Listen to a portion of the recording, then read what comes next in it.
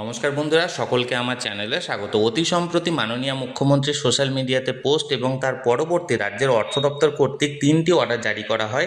Supreme কোর্টের নির্দেশ মোতাবেক রাজ্য সরকারি কর্মচারী এবং পেনশনারদের বকেয়া ডিএর এরিয়ার প্রদান সংক্রান্ত এই এরিয়ার প্রদান সংক্রান্ত নোটিফিকেশন জারির পরে রাজ্যের সমস্ত ধরনের সরকারি কর্মচারী এবং পেনশনাররা তাদের পঞ্চম বেতন কমিশনের আন্ডারে বকেয়া ডিএর এরিয়ার পেতে চলেছেন। একজন পেনশনার কত টাকা এরিয়ার পাবেন এবং সেটি তিনি কিভাবে নির্ধারণ করবেন আজকের ভিডিওতে বিস্তারিতভাবে আলোচনা করব। ভিডিওটি অত্যন্ত গুরুত্বপূর্ণ সকল ধরনের সমস্ত পেনশনারদের জন্য, তাই প্রথম থেকে শেষ পর্যন্ত অবশ্যই ধৈর্য সহকারে দেখবেন এবং ভালো লেগে থাকলে অবশ্যই একটি লাইক করবেন এবং সকলের সঙ্গে শেয়ার করবেন। আর সেই সাথে এই চ্যানেলে যদি প্রথমবার হয়ে থাকেন এই রকমের ইনফরমেটিভ ভিডিও আরও দেখার জন্য, যারা এখনও পর্যন্ত এই চ্যানেলটিকে সাবস্ক্রাইব করেননি তারা অবশ্যই চ্যানেলটিকে সাবস্ক্রাইব করে নিতে ভুলবেন না। তাহলে চলুন আমরা বিস্তারিত জেনে নিই। ডিএ এরিয়ার ক্যালকুলেশনের আগে একটা বিষয় এখানে ক্লিয়ার করতে চাই। অনেক পেনশনাররা এখানে কনফিউশনে আছেন যে তারা অবসর নেওয়ার সময় তারা পেনশন কমিউট করেছেন এবং পেনশন কমিউট করার জন্য তাদের বেসিক পেনশনটা কমেছে, তাহলে এক্ষেত্রে কোন পেনশনটাকে ধরা হবে, অর্থাৎ কোন বেসিক পেনশনটাকে ধরে ডিএ ক্যালকুলেট করা হবে। এর সহজ উত্তর হলো, আপনি পেনশন কমিউট করে থাকুন বা না করুন, আপনি অবসর নেওয়ার সময় আপনার যে লাস্ট বেসিক পেনশনটা ছিল সেই বেসিক পেনশন হিসাবে আপনার ক্যালকুলেশনটা করা হবে। আপনি পেনশন কমিউট করে থাকলেও সেটা মাইনাস হবে না, আপনার পুরনো যে বেসিক পেনশনটা ছিল সেটা হিসাবে আপনার ডিএ এরিয়ার ক্যালকুলেশন করা হবে। একজন পেনশনার কত টাকা বকেয়া ডিএ এরিয়ার পাচ্ছেন সেটা আমি একটা সহজ এক্সাম্পলের মাধ্যমে আপনাদেরকে ক্যালকুলেশন করে দেখিয়ে দিয়েছি। এখানে আমি বেসিক পেনশন ধরেছি, সেই পেনশনারের 10,000 টাকা। আপনাদের যার যেমন বেসিক পেনশন হবে সেটা প্রথমত সেটা দিয়ে ডিভাইড করে তারপরে মাল্টিপ্লাই করে নেবেন।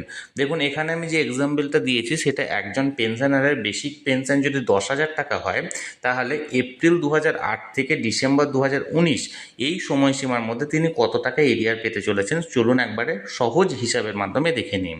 প্রথমত এপ্রিল, মে, জুন এই 3 মাস 2008 সালে সেই সময় সেন্ট্রাল গভর্নমেন্টের ডিএর এরিয়ার ছিল, মানে ডিএ পরিমাণ ছিল 12%, রাজ্যের ছিল 2%।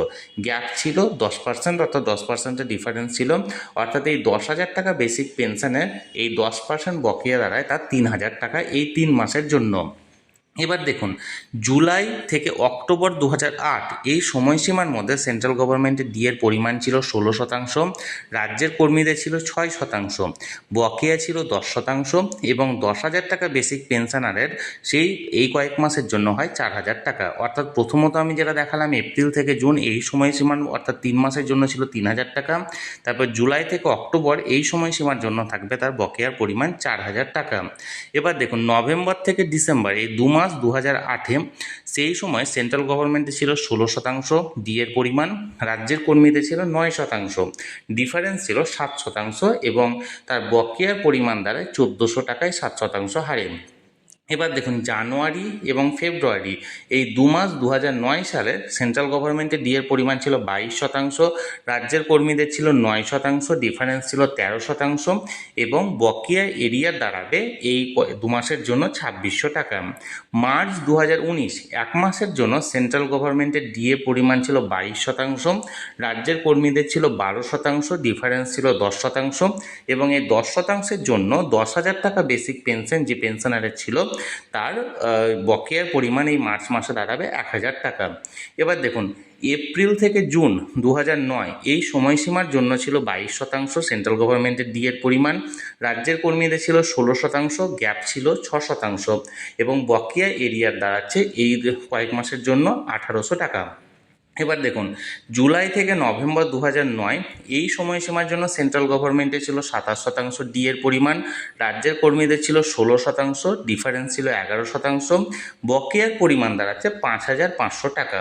এবার দেখুন ডিসেম্বর 2019 এই ডিসেম্বর 2009 এই মাসে সেন্ট্রাল গভর্নমেন্টের ডিএর পরিমাণ ছিল 27%, রাজ্যের কর্মীদের ছিল 22%, ডিফারেন্স ছিল 5% এবং এই 5%-এর জন্য যে পেনশনারের বেসিক পেনশন 10,000 টাকা তার এই ডিসেম্বর 2009 এরিয়ার দাঁড়াচ্ছে 500 টাকা। এবার দেখুন জানুয়ারি থেকে মার্চ 2010 সেন্ট্রাল গভর্নমেন্টে ছিল 35%, রাজ্যের কর্মীদের ছিল 22%, ডিফারেন্স ছিল 13%, যার জন্য 13%-এর মধ্যে 3,900 টাকা দাঁড়াচ্ছে এরিয়ারের পরিমাণ। এবার দেখুন এপ্রিল থেকে জুন 2010 এই সময়সীমার মধ্যে সেন্ট্রাল গভর্নমেন্টের ছিল 35% ডিএর পরিমাণ, রাজ্যের কর্মীদের ছিল 27%, ডিফারেন্স ছিল 8%, এবং এরিয়ার হিসাবে দাঁড়াচ্ছে 2400 টাকা। এবার দেখুন জুলাই থেকে নভেম্বর 2010 সেন্ট্রাল গভর্নমেন্টের এই সময়সীমায় ছিল 45%, রাজ্যের কর্মীদের ছিল 27%, ডিফারেন্স দাঁড়াচ্ছে 18%, এবং এই 18% ডিফারেন্সে এরিয়ার দাঁড়াচ্ছে সেই পেনশনারের 9000 টাকা। এবার ডিসেম্বর 2010 সেন্ট্রাল গভর্নমেন্টে ছিল 45%, রাজ্যের কর্মীদের ছিল 35%, ডিফারেন্স ছিল 10%, এবং এরিয়ার দাঁড়াচ্ছে 1000 টাকা। জানুয়ারি থেকে জুন 2011 সেন্ট্রাল গভর্নমেন্টের কর্মীদের ছিল 51%, রাজ্যের কর্মীদের ছিল 35%, ডিফারেন্স ছিল 16%, এবং বকেয়ার পরিমাণ দাঁড়াচ্ছে 16%-এর 9600 টাকা। ওই 10,000 বেসিক পেনশন যে কর্মী ছিল, যে পেনশনাররা ছিল সেই হিসেবে। এবার দেখুন 14 নম্বর সিরিয়ালে জুলাই থেকে ডিসেম্বর 2011 এই সময়ের জন্য সেন্ট্রাল গভর্নমেন্টে ছিল 58%, রাজ্যের কর্মীদের ছিল 35%, ডিফারেন্স হচ্ছে 23%, এবং বকেয়ার পরিমাণ দাঁড়াচ্ছে 13,800 টাকা। 15 নম্বর সিরিয়ালে দেখুন জানুয়ারি থেকে জুন 2012 এই সময়সীমার জন্য সেন্ট্রাল গভর্নমেন্টে ছিল 65%, রাজ্যের কর্মীদের ছিল 45%, ডিফারেন্স ছিল 20%, এবং বকেয়া এরিয়ার দাঁড়াচ্ছে 12,000 টাকা। জুলাই থেকে ডিসেম্বর 2012 এই সময়সীমার জন্য সেন্ট্রাল গভর্নমেন্টে ছিল 72%, রাজ্যের কর্মীদের ছিল 45%, ডিফারেন্স দাঁড়াচ্ছে 27%, এবং বকেয়া এরিয়ার দাঁড়াবে 16,200 টাকা। এবার দেখুন জানুয়ারি থেকে জুন 2013 পর্যন্ত এই সময়সীমায় সেন্ট্রাল গভর্নমেন্টে ছিল 80%, রাজ্যের কর্মীদের ছিল 52%, ডিফারেন্স ছিল 28%, বকেয়া এরিয়ার পাচ্ছে এই সময়সীমার জন্য 16,800 টাকা। এবার দেখুন জুলাই থেকে ডিসেম্বর 2013 এই সময়সীমার জন্য সেন্ট্রাল গভর্নমেন্টের সেই সময় ছিল 90%, আমাদের রাজ্যের ছিল 52%, ডিফারেন্স ছিল 38%, এবং বকেয়া এরিয়ার দাঁড়াচ্ছে 22,800 টাকা। এবার জানুয়ারি থেকে জুন 2014 সেই সময় সেন্ট্রাল গভর্নমেন্টে ছিল 100%, রাজ্যের কর্মীদের ছিল 58%, বকেয়া এরিয়ার দাঁড়াচ্ছে 25,200 টাকা, কারণ ডিফারেন্স ছিল সেই সময় 42%। এবার জুলাই থেকে ডিসেম্বর 2014 সেন্ট্রালের সেই সময় রেট ছিল 107%, রাজ্যের কর্মীদের 58%, বকেয়া মানে ডিফারেন্সটা ছিল 49%, এবং বকেয়া এরিয়ার দাঁড়াচ্ছে 29,400 টাকা। এবার দেখুন জানুয়ারি থেকে জুন 2015 এই সময়সীমায় সেন্ট্রাল গভর্নমেন্টে ছিল 113%, রাজ্যের কর্মীদের ছিল 65%, ডিফারেন্স ছিল 48%, এবং বকেয়া এরিয়ার দাঁড়াচ্ছে 28,800 টাকা।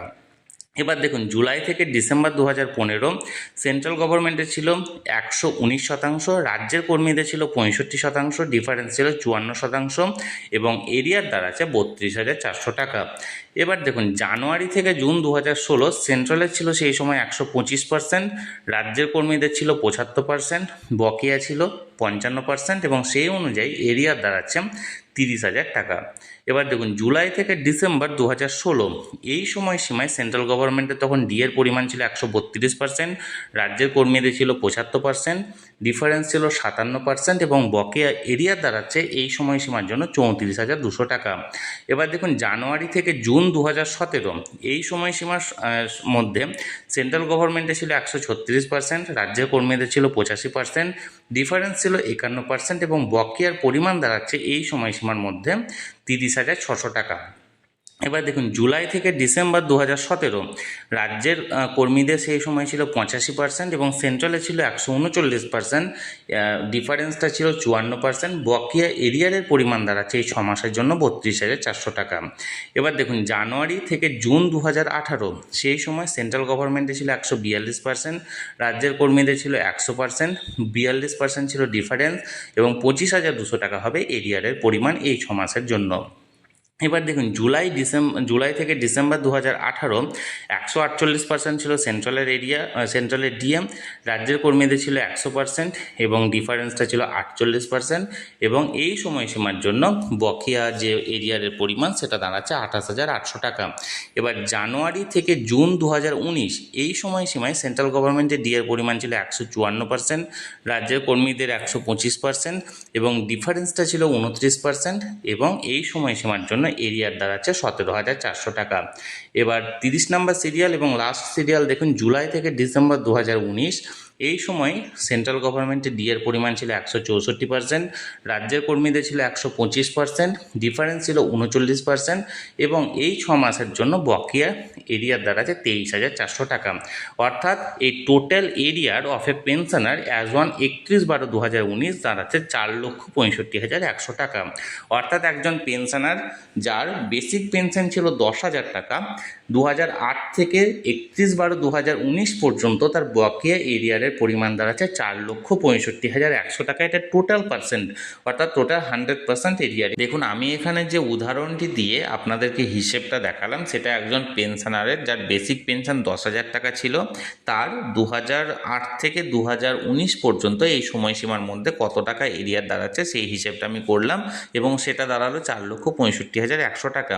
এবার আপনাদের সেই সময় যার যত টাকা বেসিক পেনশন ছিল সেই দিয়ে হিসেব করে নেবেন। ফর এক্সাম্পল, ধরুন আপনার যদি সেই সময় 6,200 টাকা আপনার বেসিক পেনশন দাঁড়ায়, তাহলে আপনি এইভাবে করবেন যে 4,65,100 ডিভাইডেড বাই 10,000 যা হলো সেটার সঙ্গে মাল্টিপ্লাই করে দেবেন, অর্থাৎ গুণ করে দেবেন 6,200 টাকা, অর্থাৎ আপনার যার যত টাকা বেসিক পেনশন সেই সময় ছিল সেটা। এবার এক্ষেত্রে ধরুন 4,65,100 ডিভাইডেড বাই 10,000 ইন্টু 6,200, এক্ষেত্রে দাঁড়াচ্ছে 2,88,362 টাকা।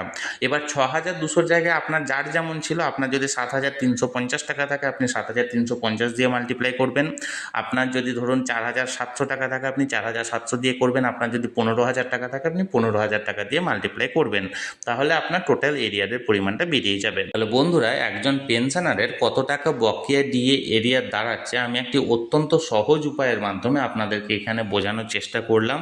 আশা করি আপনারা সকলেই এতে উপকৃত হবেন। এরপরেও যদি আপনাদের কারো কোনো সমস্যা হয়ে থাকে আপনারা কমেন্ট করুন, আমি চেষ্টা করব আপনাদের প্রত্যেকের আলাদা আলাদাভাবে এখানে ক্যালকুলেটটা করে দেওয়ার। আর এই ভিডিওটি যদি ভালো লেগে থাকে অবশ্যই একটি লাইক করুন, সকলের সঙ্গে শেয়ার করুন, আর সেই সাথে এই চ্যানেলে যদি প্রথমবার হয়ে থাকেন এই রকমের ইনফরমেটিভ ভিডিও আরও দেখার জন্য যারা এখনও পর্যন্ত চ্যানেলটিকে সাবস্ক্রাইব করেননি তারা অবশ্যই চ্যানেলটিকে সাবস্ক্রাইব করে রাখুন। ধন্যবাদ, দেখা হচ্ছে পরের ভিডিওতে।